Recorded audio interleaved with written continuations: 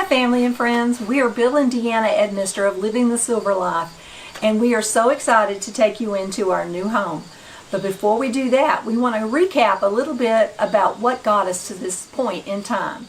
So Bill, why did we decide we needed a seasonal home?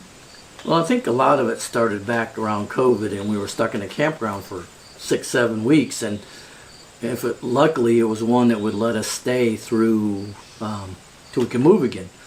And it started us thinking, and then in our travels we're going, it'd be nice to have a home base someplace that we could come to and store stuff and get out of the trailer for a week or month or half a year. And so we started looking, and we decided I think a year and a half ago we got serious about saying, let's find us a place to put some part-time roots down, I think. Yes, and what made us decide on New York with all the states that we traveled to?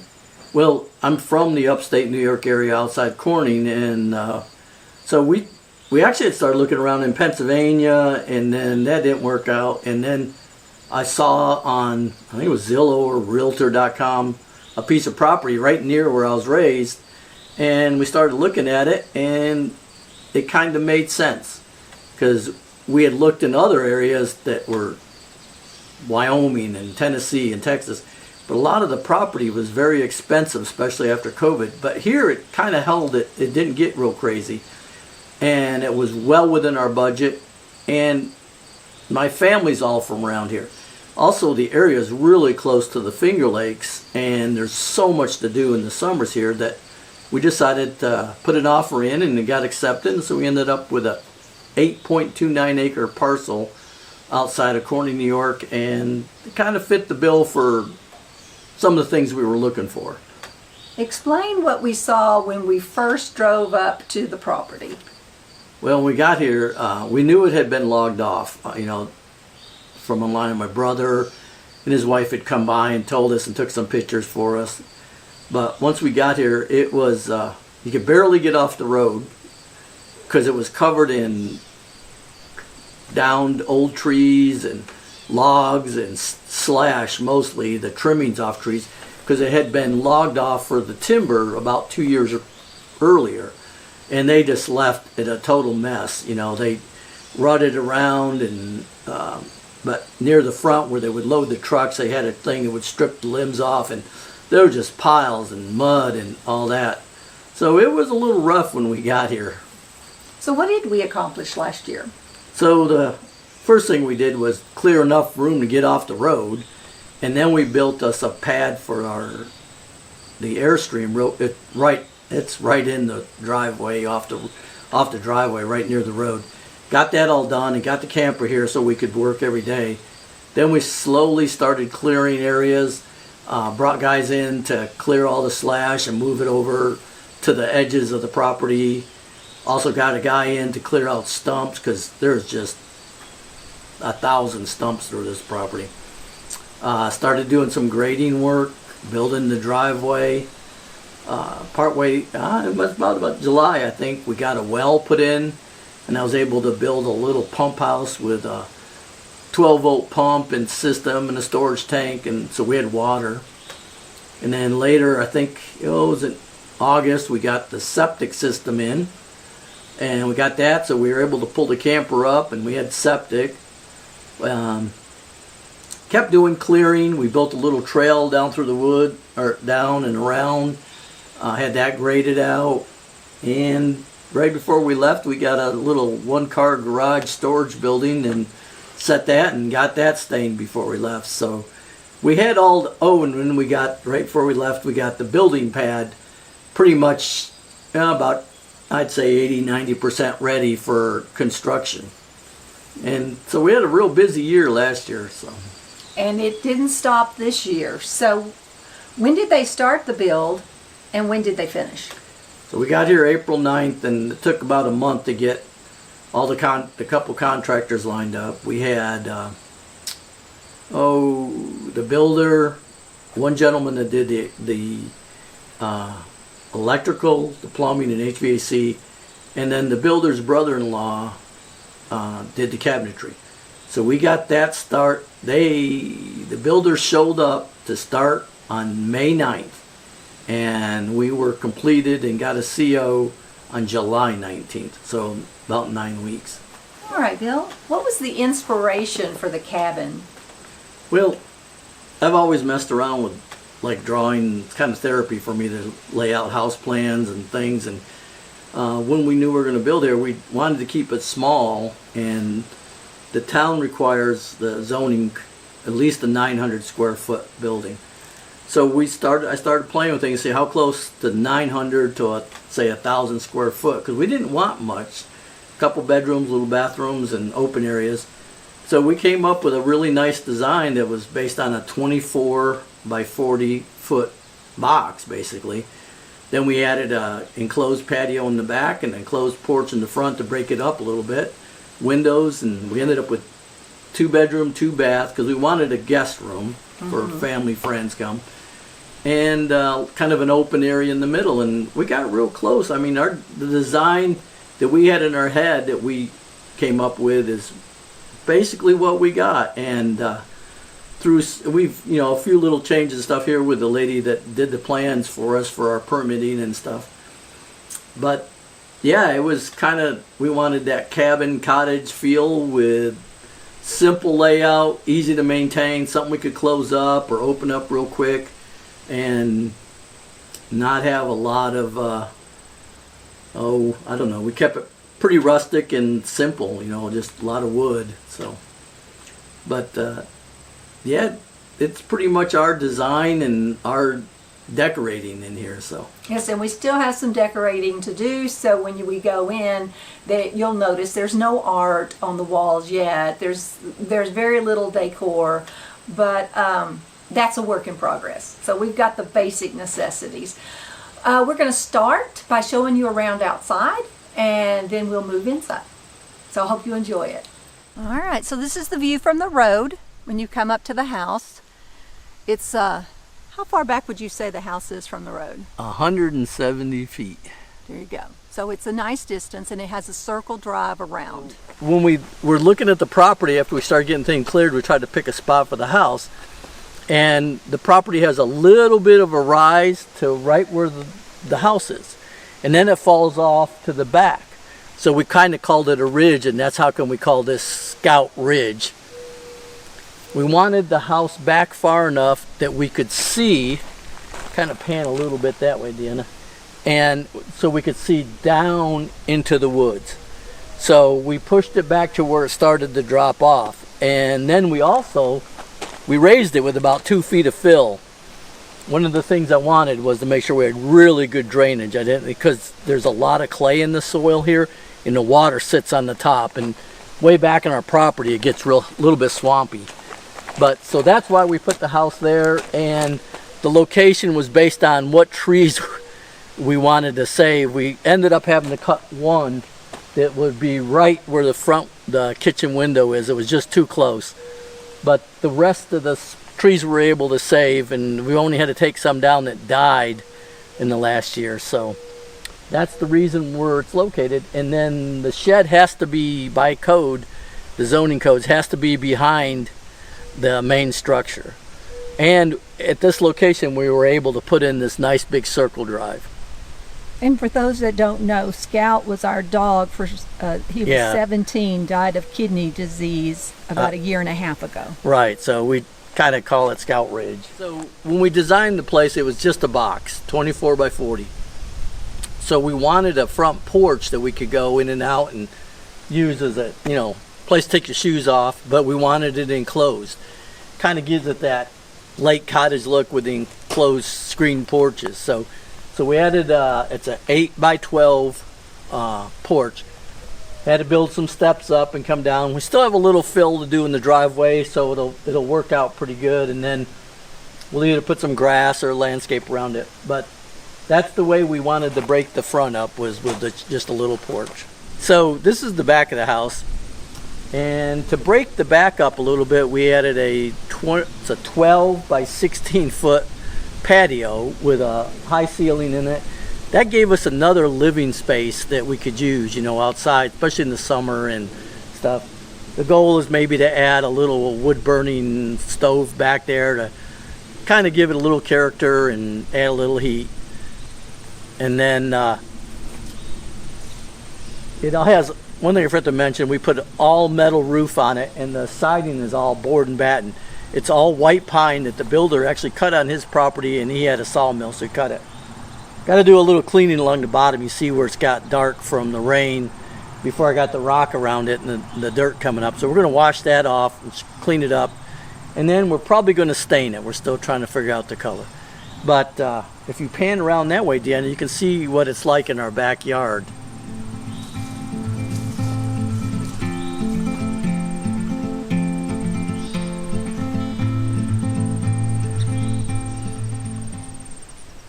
Okay, it's time for the big reveal, so I'm so glad you guys were able to make it. Why don't y'all follow me inside and I'll show you around.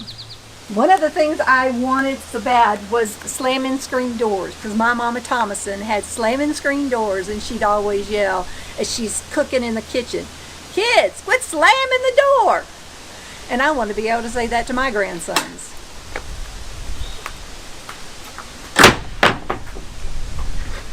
So welcome to our front porch. We still have furniture to get here. This is a great place that we're going to come out and enjoy coffee in the morning. We'll have some better seating eventually, and it gets it's shaded in the morning, so it's very nice. And this is some of the architecture we really like that the Amish are able to do, all the open beams, and we're still trying to decide if we're going to stain, let it go natural, or what. The only problem with pine and letting it go natural is it'll eventually turn gray. But we can put a clear stain on it. It'll help some, yeah. You are inside, and right as you enter, there is a shoe closet where we can stow any shoes that we're not using at the time, a coat and hat rack, and a key basket and wallet basket. Then we have a beautiful kitchen with black accent and butcher block countertops. I haven't had a microwave in 4.5 years. So that's been really nice. The sink is nice and big. We brought our Berkey up from the camper. Bill finished up the shelves yesterday for the kitchen. It's all open shelving. We have no overhead cabinets, do we? Well, just in here, but yeah, in the pantry area. And then we have a 24-inch stove. It's kind of apartment cabin size with a metal background, and I love the Vent-A-Hood. Love the shape of that. And over here we have extra storage up at the top, a pantry on one side, a coat closet and partial pantry down here below, with our refrigerator, a drawer, and then another thing that's my favorite is the washer and dryer. Now, we haven't exactly decided what we're going to do with this wall, but we think we're going to put some birchwood wallpaper here to go across, and then eventually we think we may put a curtain here to hide the mechanical room. But we haven't 100% decided that. Yeah, and one thing in here we did is that is on-demand water heater that serves the bathroom, the master bath, the washer and dryer, and the sink. And the water heater is just dedicated to our in-floor radiant heat. So this whole floor in here was heated. Is the one thing that the lady who helped us design this said that we would like, and it'll be great for when we do that. And as a matter of fact, I'll have Bill show you the floor. It's remember, if you've been with us for a while, you know that we poured and stamped. This is the actual concrete. This is called Italian slate, and so once we poured our foundation, we were done. We're in the dining room now, and we had got tables and chairs from Overstock.com. As a matter of fact, Bill is so tired of putting furniture together. He's put nightstands, entertainment centers, tables, chairs, the whole works together. Dressers. But the hutch was what that wall was created for is for the his great-great-grandfather's hutch that he built. And then most of the stuff, not all, but most of the stuff in there are things that came from his mom and dad. Now we're in Bill's bathroom / the guest bathroom. So if you come in, one of the unique features of this bathroom is the glass shower with the rain shower head at the top. And then Bill couldn't find any ledges that he liked, so he got some slate off out of the back where we stacked some rocks, and he found some that would work, and they cut it and put it in there for him. And since it's all concrete floor, the shower floor is just the concrete. Then we got the lift sink, the mirrors, the vanity lights. It all goes together. Yeah, we ended up with vessel sinks and these little faucets that thing. And the hot water heater for this bathroom is another on demand. It's underneath the cabinet right in there. Also, one thing we forgot to show you is the ceiling is all barn tin, and we use that as an accent in this bathroom and the other bathroom. And a couple places, like I think you saw behind the stove. Now we're in the guest bedroom, and it is an exact duplicate of the owner's suite. We don't have a bed yet. We're getting that next week. We love the lights and the fans in this room. Plus, each bedroom has its own dual inverter. It's a mini split system, so it will heat and cool. The living room is where you go out to get to the patio. We bought a sectional couch that was very hard to find for this size space. We have an end table here that needs to be refinished, but it came from Bill's parents. The entertainment center Bill put together, and we have a TV. And we have a gas stove in here. So we'll have a fire one out back, and we'll have this gas one for in here, and it's controlled by one of the remotes. We've got quite a few remotes up there on the wall. And in here we have a fan that we love and some track lighting that will eventually have a piece of art underneath it, or multiple pieces of art. Bill also had to put the bar stools together.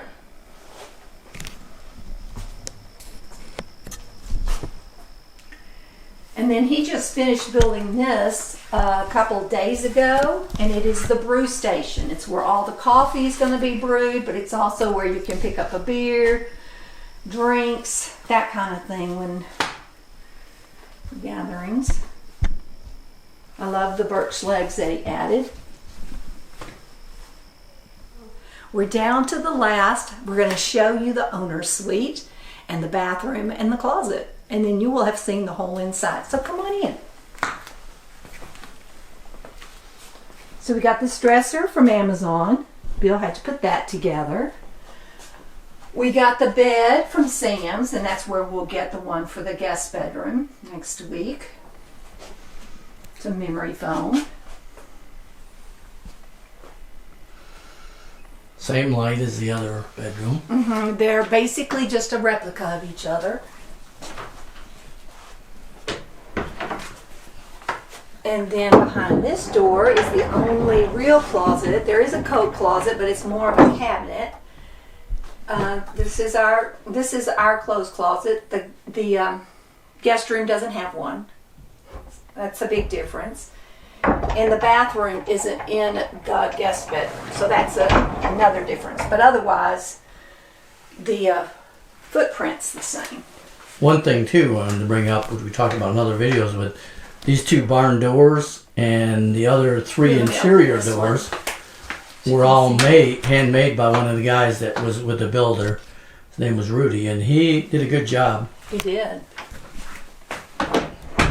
And so we're really happy with him. We thought about staining these a different color to give it an accent, but we're not sure we want to do that yet. So Like everything else, we're not sure what we want to do with the stain or colors. And luckily you have to let it weather a little bit, being white pine, Yeah. so we don't have to be in a huge hurry because it's going to do some shrinking and stuff. And the paste coat resistance for me is our ensuite bathroom. Now Bill prefers a shower, so he's always going to use that, and I will use the shower, but I have been missing a bathtub to just soak in bubbles and oils and just enjoy myself. And then we have a vessel sink, and then lots of storage space in the linen closet, all the drawers. Some of them are still empty. Yeah, we Under don't the have sink. a lot of stuff after living in the RV for quite a while. Yes. I'm sure we will get a lot more stuff, but we're hoping that we will maintain the idea of not getting it unless we need it. We have nice windows in the bathrooms. We have nice windows throughout the house. That's Yeah. nice. And again, we used an accent with barn tin, galvanized metal, like a wainscot, and on the ceiling. Kind of a farmhouse light look through here too. So DeAnna, what were the two things in this whole house that I had to make sure we designed in? A bathtub and the washer and dryer. And you got both. I did, and I even got a bonus. I got the slamming screen doors, but honestly, I love every inch of this house. It is the dream house for sure. It's perfect for us. It's Very yeah, natural. It's just the right size and has the right amenities, and hopefully you've enjoyed this tour. What are your last thoughts on it? Well, we will be coming back to you as the summer progresses with any updates that we do that weren't here. And we're also, we already said in one of the videos that we were not going to stop traveling. It's just that we now have a home base, and so we will go, I guess it's, part-time? I don't know what we're called now. So. But anyway, so we'll be here in the summer, then we'll travel while we're here, and then when we head back to Texas, we'll take our time getting there, and then when we come back from Texas, we will travel Right. a little more extensively on our way back here. So we are excited about still having the best of both worlds.